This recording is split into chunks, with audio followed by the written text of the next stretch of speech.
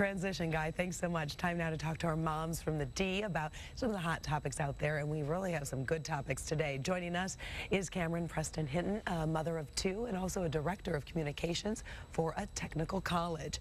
Brandy Fair is a mom of two and an emergency room nurse, and Lisa LaGrou is the founder of OaklandCountyMoms.com. Definitely want to check that out. She's also a mom of two. So when we sent these topics to you, it was interesting. Like, I know you guys are going to have a lot to say. So let's start with the first one, and this one was just so surprising. You may have heard about that 18-year-old failed attempt to try and sue her parents. Rachel Canning claimed that her parents actually kicked her out of the house when she turned 18 because she didn't follow their rules. Now, her parents say she left on her own accord.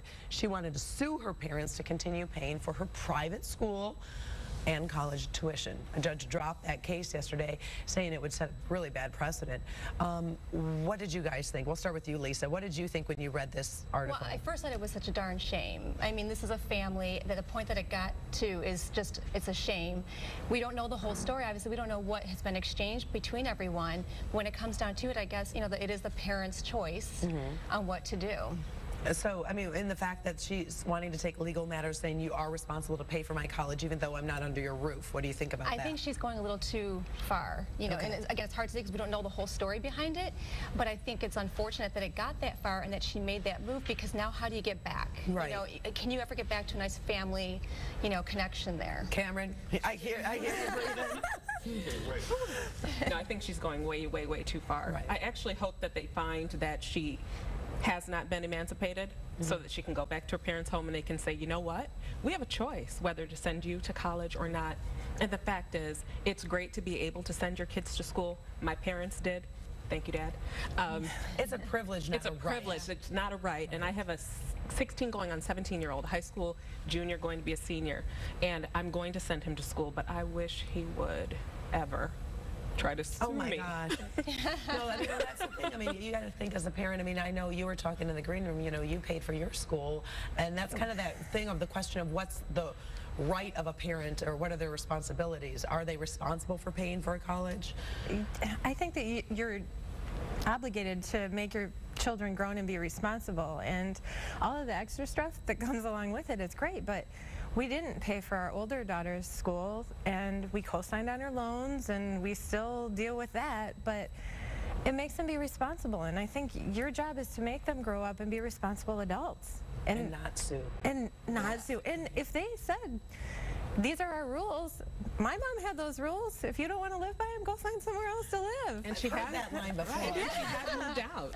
And this neighbor, who's facilitating this, is that's ridiculous. Yeah. Okay, did you hear about that 10-year-old over in Ohio? He basically took his finger like this and pointed it at the head of another student. Now, the 5th grader says he was just playing with his friends, but the principal says it violates the school's strict no tolerance on fake gun play. Apparently, they have a specific rule about this. Cameron, what do you think? Does this go too far? Where do you draw the line if it doesn't? That's the thing. Where do you draw the line? Unfortunately, somebody is the example. Right. Okay. Well, and it said that the dad in the interview said that the kid that he was pointing the gun at didn't see it. So who is he playing with? Because he wasn't playing with that kid, so is he bullying then, or is it going that far? And guns, no matter how, you don't play with guns. I mean, my husband is a police officer. We have guns in our home. We don't have toy guns in our home. Because you've not taught them that that is a toy. Yeah, well, right. And, I mean, you see toy guns. Some of them don't look toy. Right, right. So how many, you've seen shootings where people have gotten shot because of it, but the pointing is, who is he playing with? And if so, what do you think about the rule, Lisa, of having this rule that it's so strict that you can't play like you have a gun? I think, you know, I think at some point there's exceptions to every rule. I think it's a little bit of a harsh rule when you're talking about kids just running around playing like regular kids do. But I agree with Cameron in the respect that, you know, they obviously had a reason to set this rule, and this is the rule, you know, and whatever that's the rules are, you gotta follow. Yeah.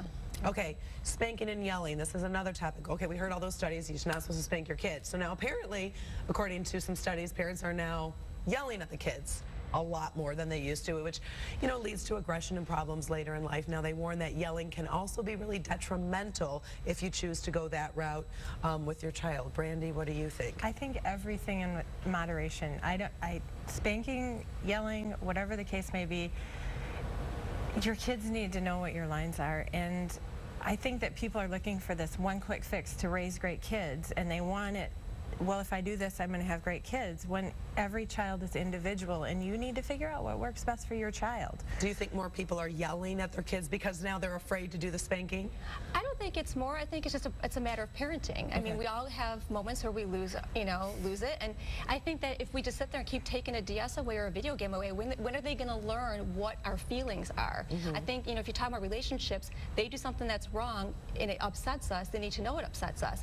I think it's a matter of what is said, not how it's said. I mean, you could say some pretty degrading words, but not yell them, and that's much more harmful than yelling. Well, we are running out of time, so I have to say thank you so much. We really appreciate some interesting topics, Moms.